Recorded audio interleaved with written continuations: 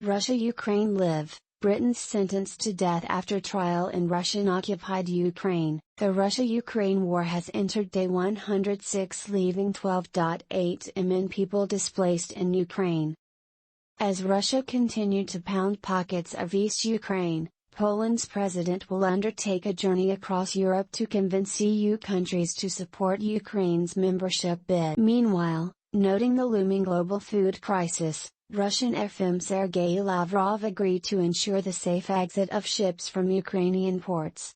Britons sentenced to death after trial in Russian-occupied Ukraine. Russian-appointed officials in the occupied regions have sentenced to death 2 British men and a Moroccan national captured during the combat for the Ukrainian Army's Foreign Legion in Mariupol. Russian state. A Russian court has sentenced British nationals Agnes Lynn and Sean Pinner to death for committing the war crimes against Russian soldiers in Kyiv. Russia starts paying Mariupol pensioners in rubles. Russia has begun paying pensions to the residents of the occupied Mariupol port city in the Donbas region in its own currency, rubles, in cash. An advisor to that city's Ukrainian mayor said on the national. It is now known that the occupiers have already delivered trucks with cash, Petro Andrushchenko told the state channel. Russian pensions are being handed to pensioners in Russian rubles, which shows very well what the Russian economy is, that such a sum of money can be stupidly brought in cash and start handing out. Britain's ambassador to Ukraine says Bucha been through hell during her visit. Residents in Bucha have been through hell, Britain's ambassador to Ukraine has said during her visit to the city. Melinda Simmons visited a mass grave, heard the survivors' testimonies, and accounts from children about the atrocities inflicted by the Russian troops. Residents have been through hell. I visited a mass grave. Talked with parents and children. Kids talked of sirens and shootings, she said. UK PM says abandoning Ukraine will be morally repugnant. Britain's Prime Minister, Boris Johnson, on Thursday has said that abandoning Ukraine would be morally repugnant and it would encourage Russia's President Vladimir Putin to expand the conflict. Johnson iterated that the rising cost of living in the UK should not be a reason to abandon support for Ukraine, as he delivered a speech in Blackpool. Even when the ongoing war has driven up prices, abandoning Ukraine would be morally repugnant, said UK PM. Putin would be able to continue to twist the knife in the wound, the crocodile would simply come back for more and he would be able to claim that his aggression and his violence had paid off. That would be a disaster for Ukraine and all the other parts of the former Soviet Union that he might attack, said Boris Johnson. NATO chief contracts shingles, cancels visit to Berlin and Bucharest. NATO Secretary-General Jens Stoltenberg has contracted shingles and has cancelled his visits to Berlin and Bucharest, a NATO representative reportedly said. Secretary-General of the NATO alliance's planned visit to Germany and Romania has been cancelled, and the discussions will be held remotely, not in person, he said, adding that he is down with shingles. Polish leader slams Germany, France for speaking to Putin, compares latter to Hitler.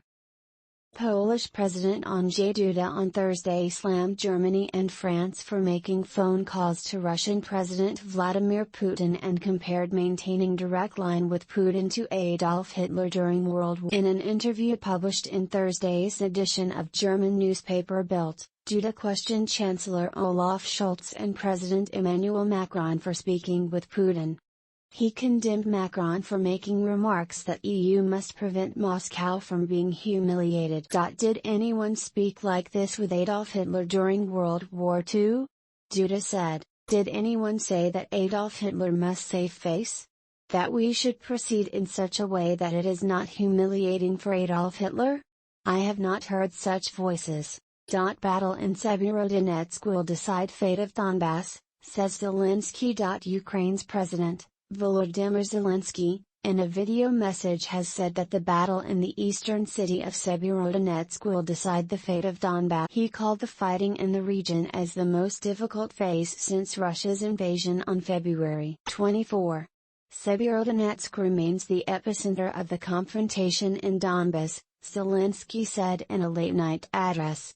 Ukraine has inflicted significant losses on the enemy, he added. There's no Arctic Council without Russia, Kremlin tells Canada on exclusion. The Russian embassy in Canada on Thursday has responded to the joint statement on limited resumption of Arctic Council cooperation following its release by the Canadian Foreign Ministry. There is no Arctic Council without Russia, Kremlin said in response to limited resumption of the Arctic Council for circumpolar cooperation among the partner countries that did not include Moscow. Canada, Finland, Iceland, the Kingdom of Denmark, Norway, Sweden and the United States, had issued a statement earlier yesterday saying that in response to Russia's full-scale invasion of Ukraine, a flagrant violation of the principles of sovereignty and territorial integrity, based on international law, the member nations decided to pause but these states have examined modalities to allow a resumption of the work of the Arctic Council.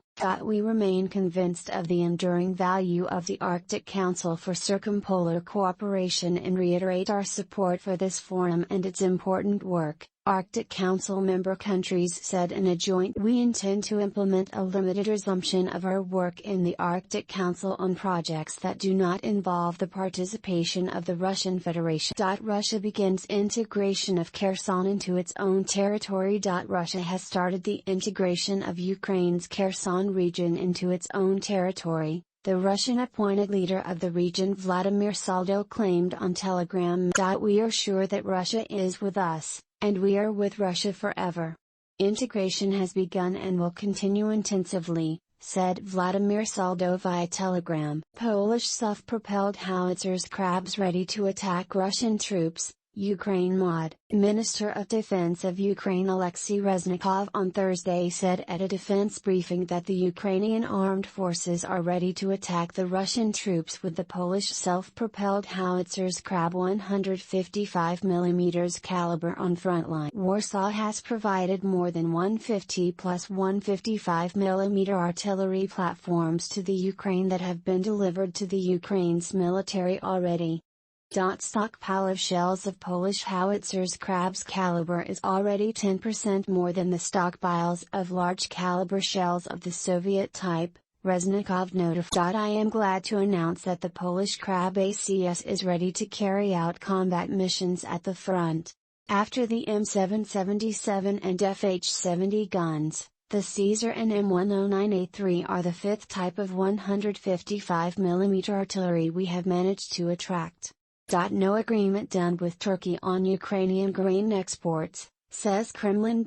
No agreement has been reached with Turkey on Ukrainian grain exports, Kremlin told Moscow reporters on Thursday. Putin's spokesperson Dmitry Peskov stated that the talks are continuing on grain shipments across the Black Sea, although no agreement had yet been reached. Peskov's remarks came after the Turkish Foreign Minister Mevlut Çavuşoğlu hosted his Russian counterpart Sergei Lavrov in Ankara to hold discussions on the United Nations proposal to free the Ukrainian grain from blockaded Odessa ports in Black Sea.